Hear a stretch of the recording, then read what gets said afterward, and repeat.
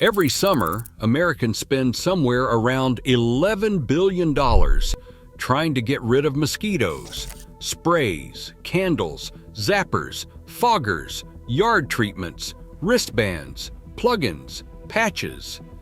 $11 billion, and yet every single one of us still gets eaten alive the moment we step outside on a warm evening. Now I want you to think about something. Deep in the hollows of the Appalachian Mountains, where the humidity gets thick enough to wear and the summers are long and unforgiving, there are families who have been living outdoors, working fields, sitting on porches at dusk, sleeping with windows open for generations, without a single bottle of DEET, without a single citronella candle, without spending $1. And they are not miserable. They are not scratching themselves raw every morning. They cracked this problem a long time ago, and the methods they use are so simple and so effective that the pest control industry would genuinely prefer you never heard of them. I will be upfront with you. I grew up thinking mosquito misery was just the price of summer. You go outside, you get bit. That is the deal. Then I spent some time with an old-timer in the mountains of western North Carolina, a man who had lived on the same piece of land his whole life, and I watched him sit on his porch for 2 hours at twilight without a single swat. I asked him what his secret was. He looked at me for a long moment and said, "You gotta think like the water."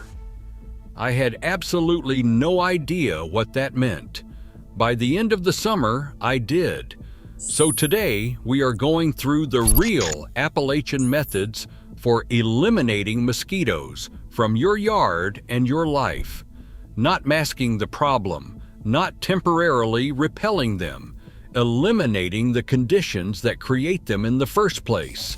These are the techniques that have been quietly working in the mountains for over 200 years, while the rest of us were lining the pockets of the pest control industry. Let us get into it. The single most important thing an Appalachian family knows about mosquitoes is something that the bug spray companies are highly motivated for you to forget. Mosquitoes do not just appear, they are manufactured. Every mosquito that bites you was born in standing water on or near your property, hatched from an egg laid in a bottle cap's worth of water, and grew to biting age in roughly a week. If you eliminate the standing water, you eliminate the source. No source, no mosquitoes. It is not complicated, but it requires a completely different way of looking at your property. The Appalachian approach to this is called reading the land, and it is the same skill set these families apply to everything from planting gardens to siting wells. You walk your property after every rain, slowly, looking for anywhere water collects and stays.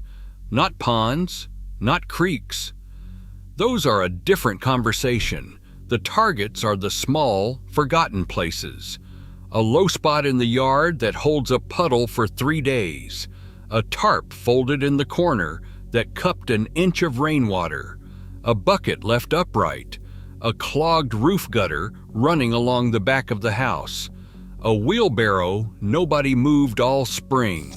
Mountain families historically maintained what they called a dry property discipline, which meant that anything capable of holding water was either stored upside down, covered, or removed entirely from the landscape.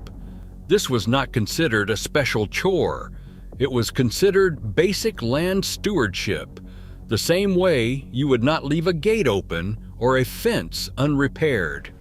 A neighbor who kept a yard full of water-collecting junk was looked at the same way we would look at someone who refused to take out their trash.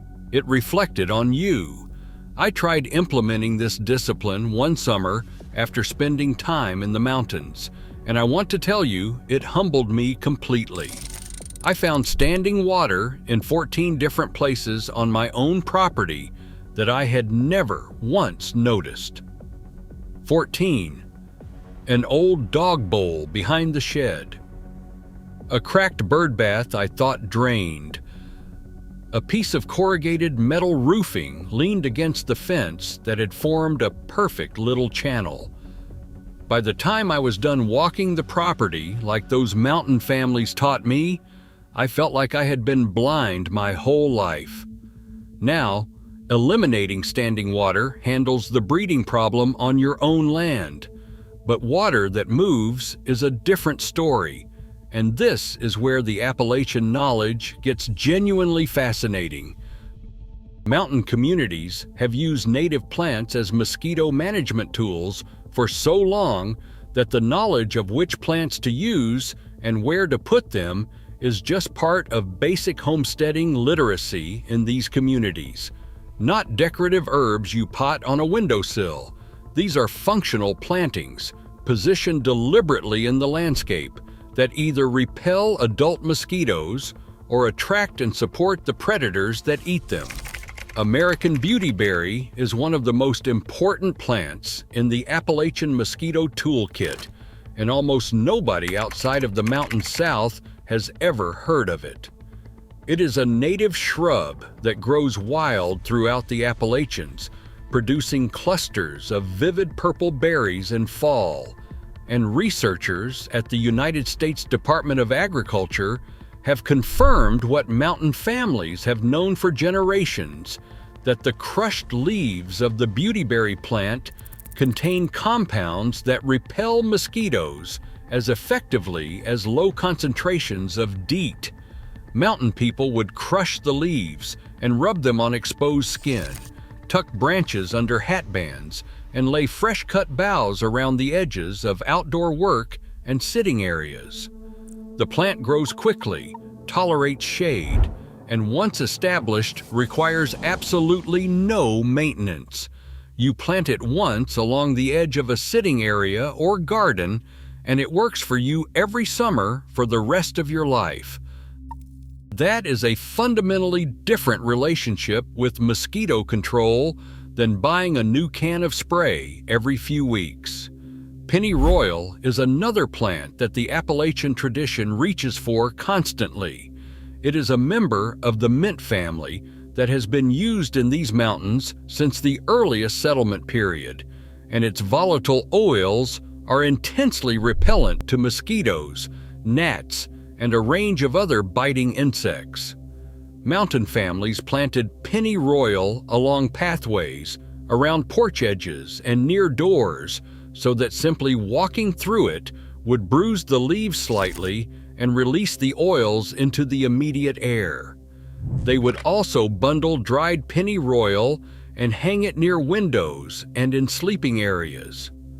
What strikes me about these plant-based strategies is that they work with the land rather than against it.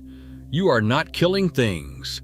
You are not spraying chemicals that also take out the dragonflies and the bats and the spiders that would otherwise be doing pest control for free.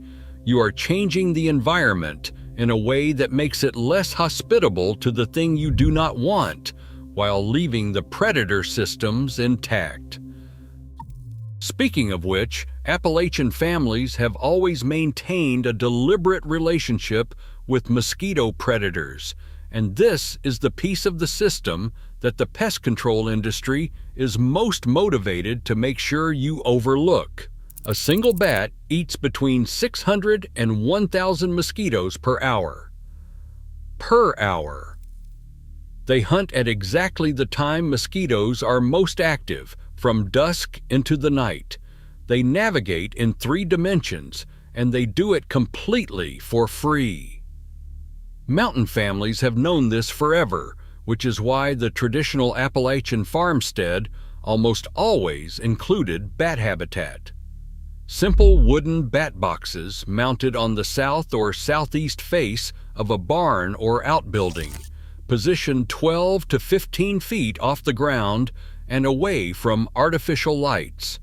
A colony of 20 bats moves into a well-placed bat box and begins eliminating thousands of mosquitoes every single night within the first week. You do the math on what that is worth. I put up 2 bat boxes on my property in late spring, following the placement guidelines I learned from an old farmer in the Smokies region, and by midsummer I had real bats hunting my yard every evening. My neighbors still had mosquitoes. I stopped noticing them. That is the whole story. Purple martins are another predator species that Appalachian communities have actively encouraged for generations. These are large, social swallows that eat flying insects in enormous quantities during the day while bats are sleeping, which means a properly managed martin colony and a bat population together provide around-the-clock aerial predation over your property. Martin houses, the multi-unit colonial-style birdhouses you sometimes see on tall poles in rural yards, are a direct descendant of gourd colonies that indigenous communities and early Appalachian settlers maintained for exactly this purpose. The relationship is simple. You provide housing, they provide pest control. No chemicals, no electricity, no recurring cost. Just a one-time effort to set up the right habitat, and the predators take care of the rest. There is also a water management strategy that mountain families used for natural water features on their property, which brings us back to that thing the old man told me about thinking like the water. Still, water breeds mosquitoes. Moving water almost never does, because mosquito larvae cannot survive in a current, and because moving water supports populations of aquatic predators, dragonfly larvae, diving beetles, and small native fish that feed on mosquito eggs and larvae before they ever become adults. Appalachian homesteaders who had low-lying wet areas on their land that could not simply be drained would often introduce movement into those areas by creating small channels that connected standing water to a natural flow, allowing fresh water to cycle through rather than stagnate. In situations where creating flow was not possible, they would introduce native fish, specifically the eastern mosquito fish and various native minnow species that are extraordinarily efficient predators of mosquito larvae. A small pond with an established minnow population has a mosquito larvae survival rate approaching 0. The philosophy underneath all of this is the same philosophy these mountain families apply to every land management problem. You do not fight nature, you redirect it. You do not kill your way to a solution. You change the conditions so the problem cannot exist in the first place. That is a fundamentally different operating system than the one the modern pest control industry runs on, because it works once and then keeps working, rather than requiring you to buy something new every season. I want to tell you about one more technique before we close, because I think it is the one that will genuinely surprise you. Appalachian families have used smoke as a mosquito management tool for as long as anyone can document, but not the random campfire smoke most of us think of. Specific plant material burned in specific ways, in specific locations, to create a sustained low-level smoke environment in outdoor living and working areas.